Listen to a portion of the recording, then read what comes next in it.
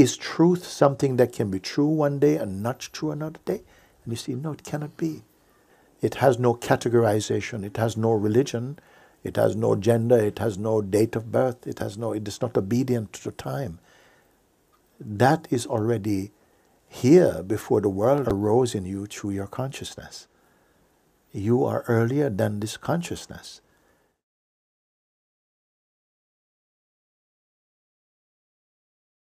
I want to share some trick I recognize in my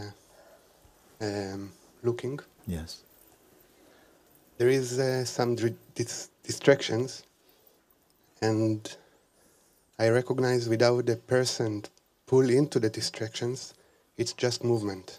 Just movement, yes.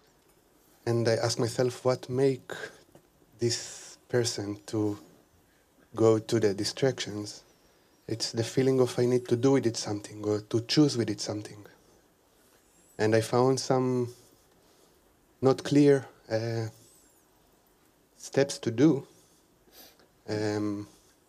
because my mind play with me. There is no choose.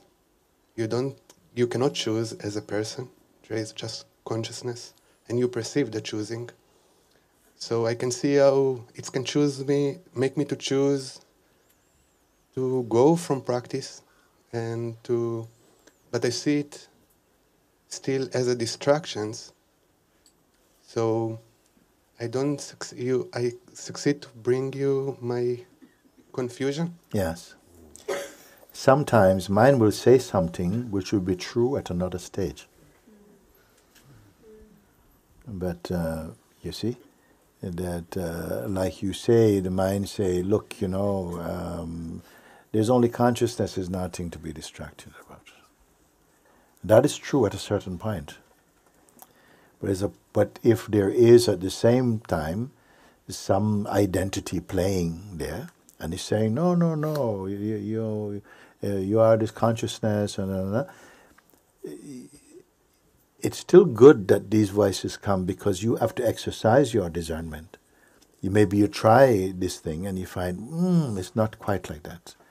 So the sense of trying and failing is not a bad thing, because you are developing your muscles of discernment more and more.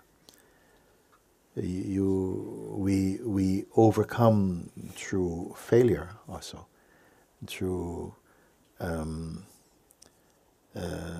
some delusions can come.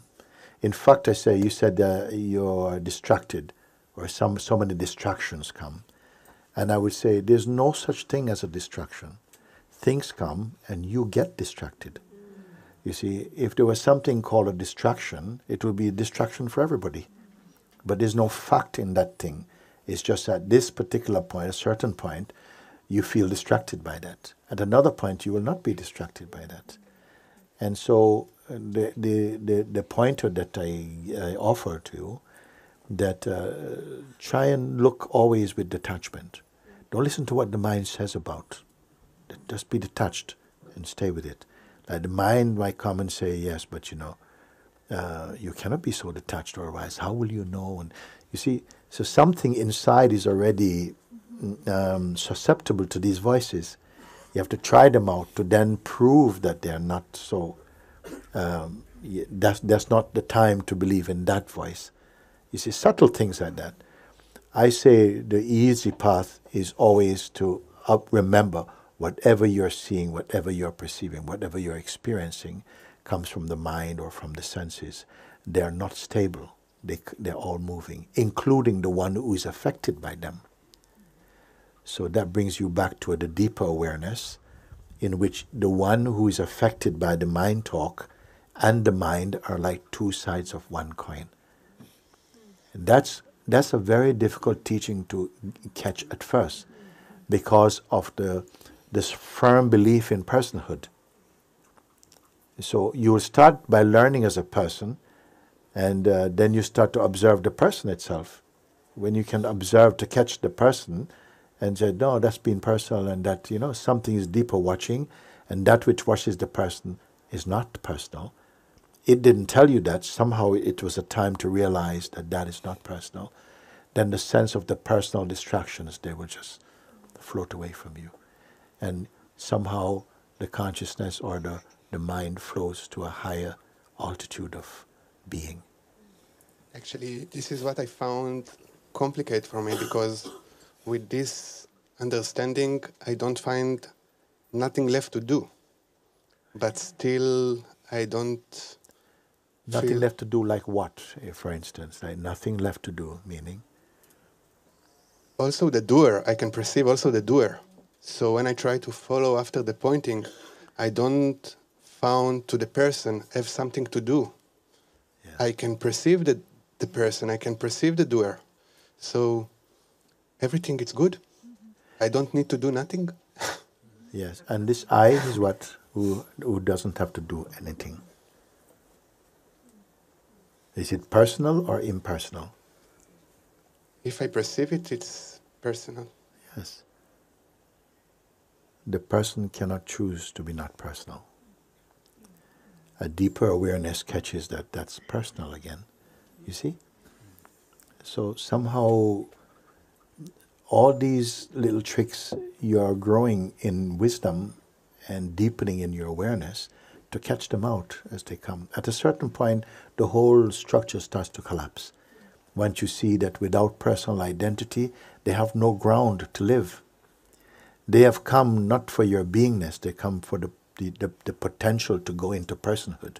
Because it is the person that is relating to these energies, to these thoughts and so on, you see? So when you catch that not only this idea is not true, but the one who believes it is also not true. And that is a quintessential pointing. If the person you're catching also, who has been saying, oh, I'm suffering, why am I having it so hard, is itself a thought construct.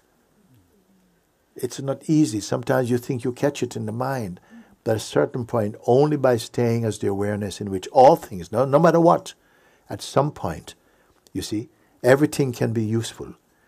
At some point, even the scriptures are seen and they're meeting. But there's no cynicism, there's no specialness about that. You're seeing that everything is phenomenal.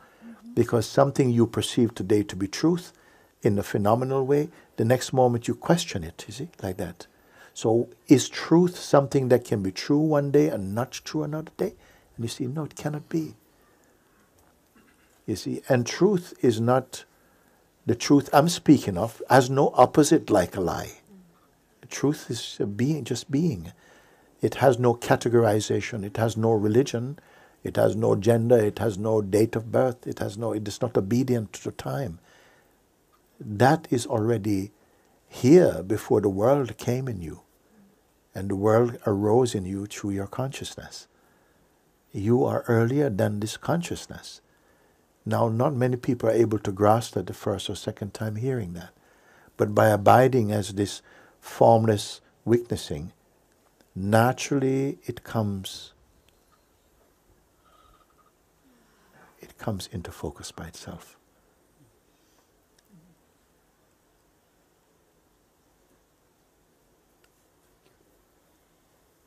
These things, they will come, that you feel, I have no way, because now I'm very happy that you expose this, because there are people who will tell you, yeah, there's nothing to do, there's nothing to be, nothing to do, but they have a smell about it, like a little bit of arrogance, a little bit of something will give them away.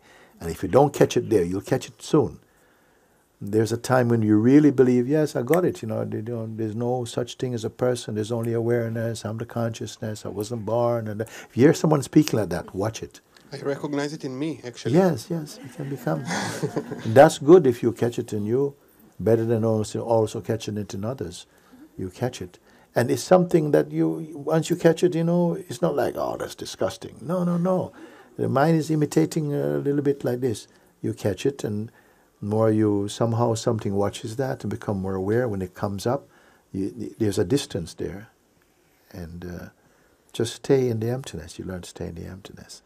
It is the greatest knowledge. I found this distance actually allow it to be. Allow to this person is know and everything flow and there is nothing to do.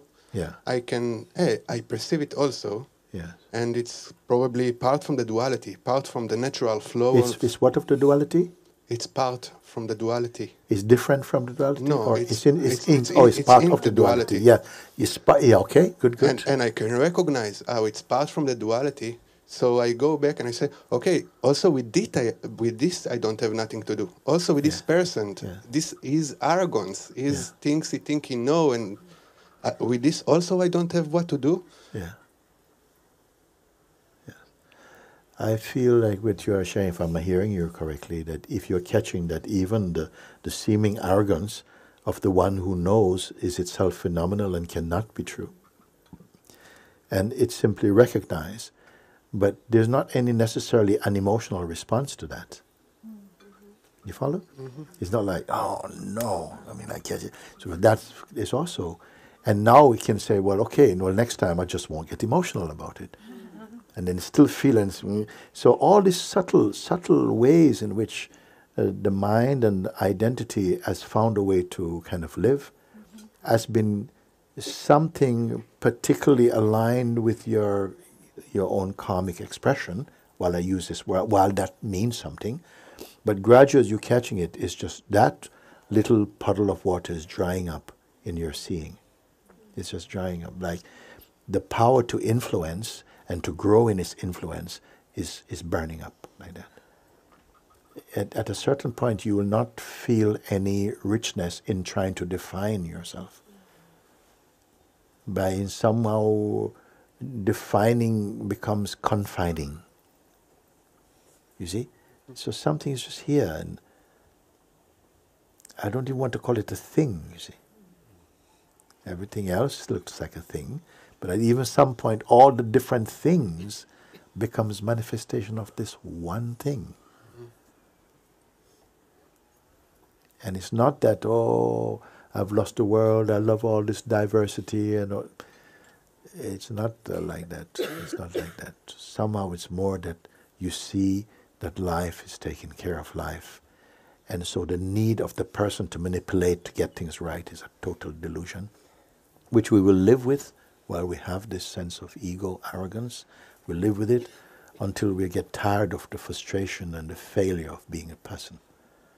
Or earlier, it's cut by another way. Actually, what started for me, the red light, it's not because I said, oh, no, again. It's actually because I say, okay, it's okay.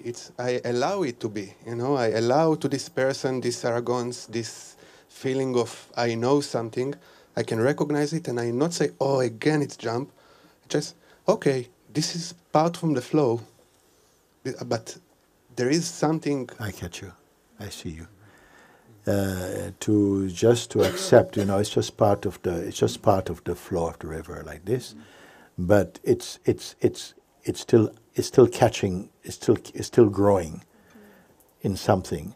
So it's not that just dismiss it. No, it's only that. It doesn't mean anything. It's a good one to catch, but it's only part of the flow. It's not really meaningful.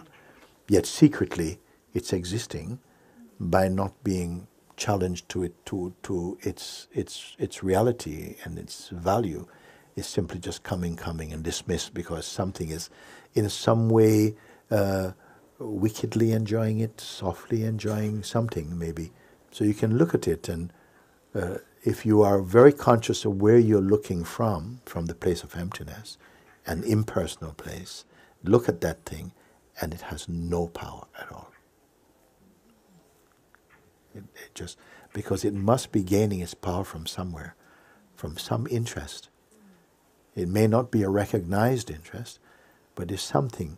It's coming, it's being dismissed, and like this. It's come to be excused. It's come to be excused. It's come to be excused for not to look. Yes. It's from look, but it's come to be excused not to look. Yes. It's like kind of play with me in this way. Yes. Put it that it's come ultimately in the highest sense to heighten your wisdom and your capacity to discern, to strengthen your discernment. You'll only feel like it's tricking because we didn't get over it. Then it grows, and somehow at some point you feel that you've been supporting a little monster or something. Mm-hmm.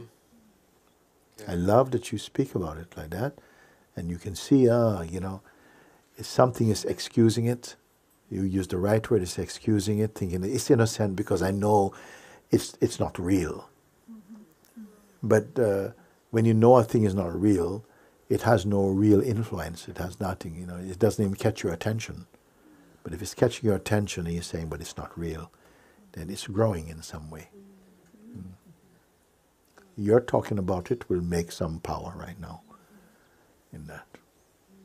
Thank you, Guruji. Thank you for sharing that.